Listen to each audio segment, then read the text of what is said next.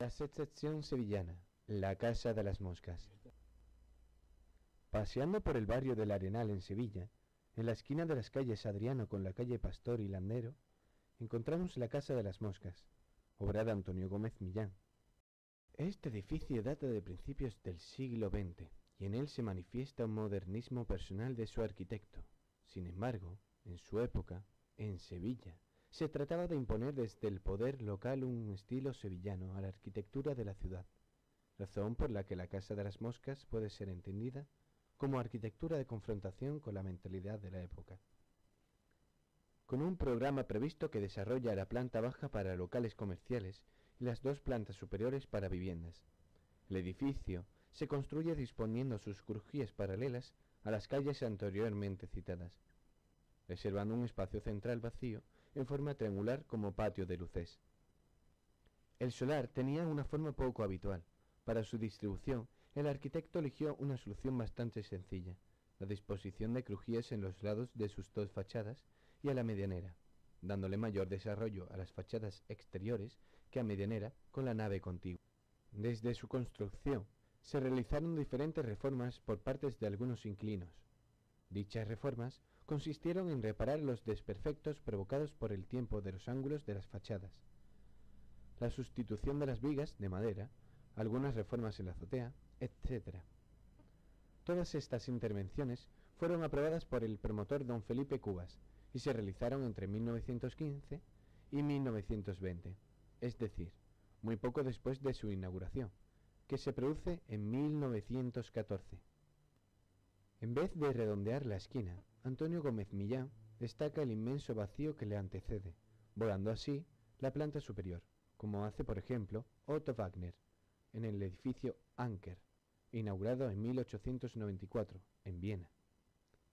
Estas soluciones de esquina en chaflán destacan la visión general de los edificios creando artificialmente una tercera fachada, que ha de considerarse la fundamental, al provocar el conocido efecto proa. El chaflán atrae la mirada y el objetivo de la cámara al elevarse en la perspectiva sobre las dos fachadas que lo flanquean y quedan fugadas en profundidad. Dicho efecto aparece también en el banco vitalicio del arquitecto Luis Bonet y Garis, de 1949. Un aspecto singular en este edificio es su cuidada ornamentación, a base de paños cerámicos con azulejos de clara factura modernista. En ellos, y con un bello trazo estilizado, se representan temas recurrentes de tipo floral, entre los que aparecen pequeños animales, como moscas, mariposas o caracoles, subiendo por los tallos, todo ello sobre un fondo de brillante color amarillo. En la obra realizada predomina la horizontalidad y la reiteración de elementos habituales de su autor, de procedencia vienesa, tales como la superposición de medios puntos y vanos adintelados, las líneas paralelas reunidas o los originales remates en el pretil de azotea. Otros elementos más novedosos, como las finas columnillas de la fachada, sirven de contrapunto vertical en la composición de las fachadas. A partir de ahora, podemos aventurar a hacer una serie de preguntas, las cuales se irán resolviendo a lo largo del documental y son fundamentales en el estudio de nuestro edificio. ¿Cuáles son las referencias ornamentales de Gómez Millán? ¿A qué se debe esta tendencia del modernismo vienés? Y muy importante, ¿qué relevancia tienen los modernismos europeos en nuestra propia arquitectura? Para empezar, cabe analizar la formación de Gómez Millán, el cual se formó muy estrictamente en la Escuela de Arquitectura de Madrid. Una formación tradicionalista e historicista, basada en materias puramente técnicas y en la historia de la arquitectura, con gran énfasis en el dibujo y en los repertorios formales. Los cambios políticos, la aparición de nuevos materiales y los nuevos temas arquitectónicos hicieron que nuestro autor se desvinculara de esta pesada herencia optando por los aires del nuevo modernismo, como el de la secesión vienesa. Dicha desvinculación hizo que predominara en Gómez Millán un eclecticismo libre y creativo, con esa formación extraacadémica en el modernismo.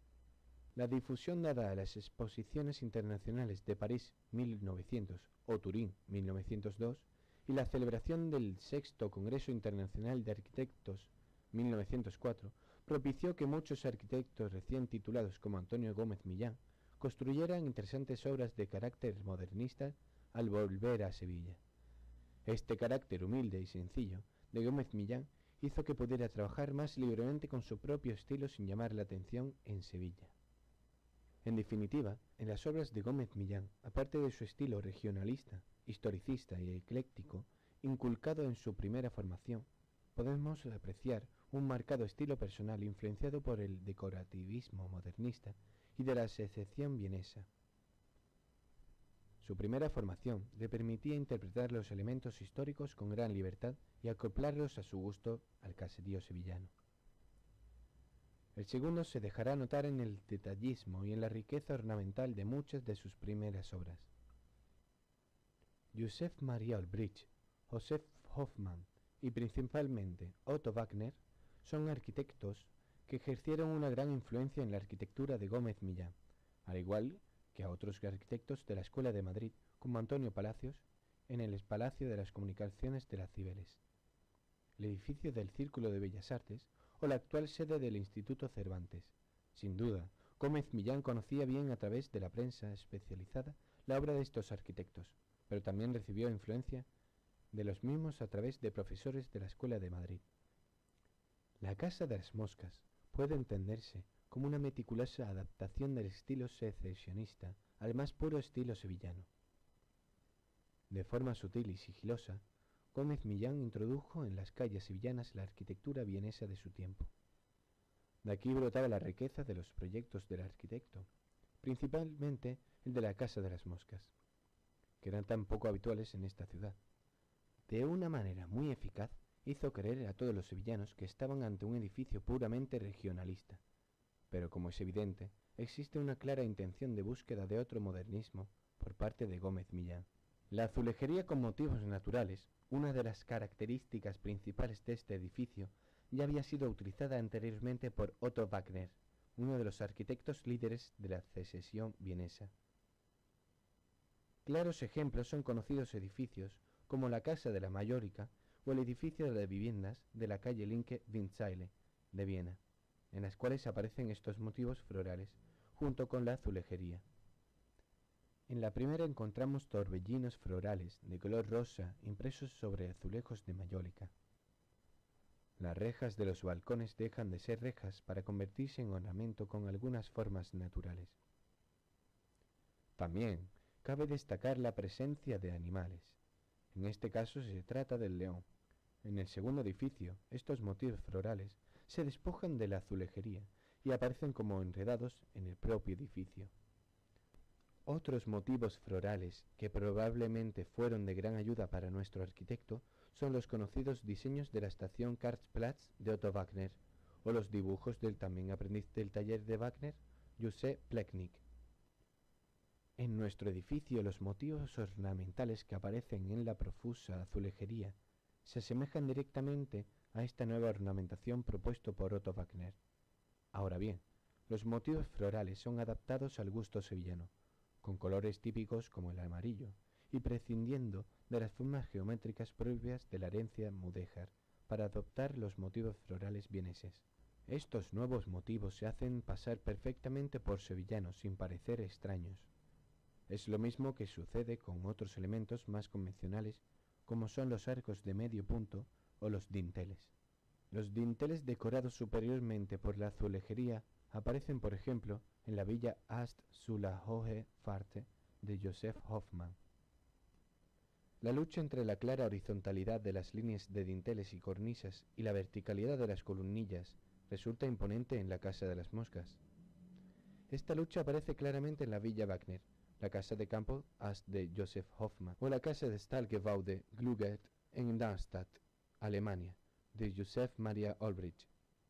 Estos arquitectos producen este efecto contraponiendo las columnas a la línea de los tejados o los dinteles a las ventanas.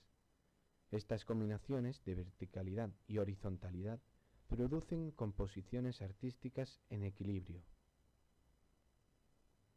Otro elemento que Gómez Millán hereda sin duda de la arquitectura de la secesión vienesa es el de las ventanas cubo. Se trata de un elemento muy frecuente en todos los proyectos de estos autores, y que sin duda Antonio Gómez Millán conocía muy bien. También incorpora vidrieras como aparecen en la ya mencionada Villa Wagner. Si continuamos indagando en el mundo de la secesión vienesa, nos toparemos de lleno con el proyecto que seguramente ejerció mayor influencia sobre la Casa de las Moscas. El edificio Anker, construido por Otto Wagner en Viena en 1894, solamente echándole un vistazo a las dos plantas, nos damos cuenta de que son muy parecidas a las de la Casa de las Moscas. Se deduce que Gómez Millán quiso producir el mismo efecto proa que había conseguido Otto Wagner en su edificio. En ambos casos, la resolución de la esquina consiste, como ya hemos dicho, crear otra fachada que termina siendo la más importante desde el punto de vista perceptivo. También se introduce en el interior del edificio vienés un luminoso patio de luces como el que existe en el edificio sevillano.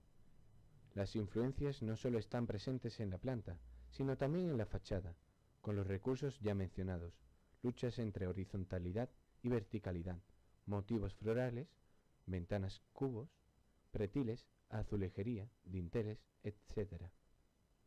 Ambos proyectos tienen en cuenta el aprovechamiento de la azotea y el uso de la planta baja para comercios. Este último punto hace del todo evidente la influencia del edificio de Otto Wagner en el proyecto de la Casa de las Moscas. Nuestro arquitecto interpreta el proyecto vienés desde una sensibilidad meridional y andaluza, cambiando ciertos colores para que sean más típicos, modificando la azulejería y el enrejado, introduciendo balcones de aire andaluz en vez de ventanas y situando la azotea con vistas a la catedral. Dos edificios similares, pero con diferencias en cuanto a estilo y esencias debidas a su adaptación a culturas diferentes. Una transformación del frío modernismo austríaco a las formas cálidas del regionalismo andaluz.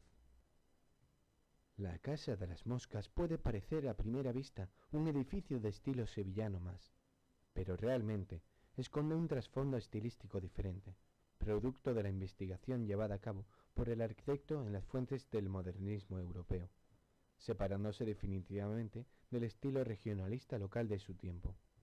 Antonio Gómez Millán es un arquitecto sevillano de la generación regionalista e historicista que, cansado de los dogmas arquitectónicos preestablecidos, decide deshacerse de esta pesada herencia que le impide avanzar en el modernismo europeo. De esta manera consigue superar y hacer suya esta nueva tendencia. Antonio Gómez Millán, como otros arquitectos andaluces de su generación, supo adaptar el modernismo europeo al regionalismo sevillano y viceversa.